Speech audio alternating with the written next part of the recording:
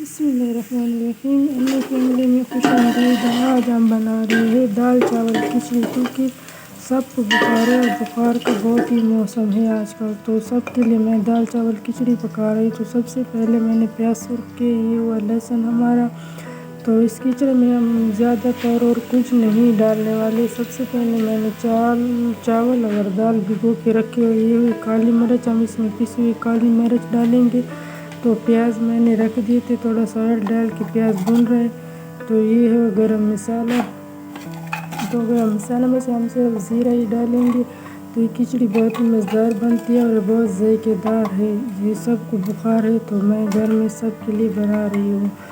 तो आज इस व्लॉग में मैं घर में सबके लिए खिचड़ी बना रही। तो आप देख सकते हैं ये रहा ज़ीरा।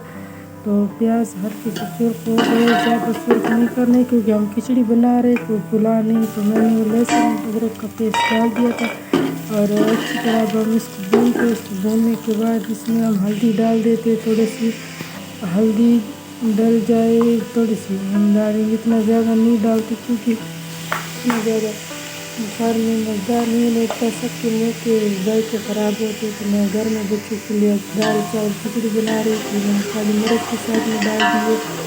अब देख सकते हैं। तो देखते अब अभी इसमें भुन गया था तो मैंने पानी डाल रही। आधे किलो वाला कोट था, क्योंकि हमारे चावल किलो है। तो इसमें हम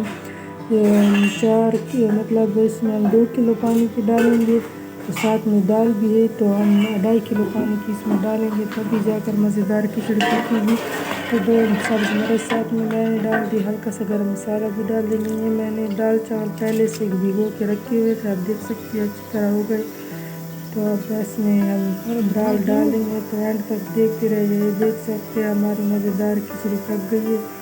दाल चावल खिचड़ी ये खाने में बहुत मज़ेदार है और ये देखने में भी बहुत खूबसूरत और जायकेदार लग रही है।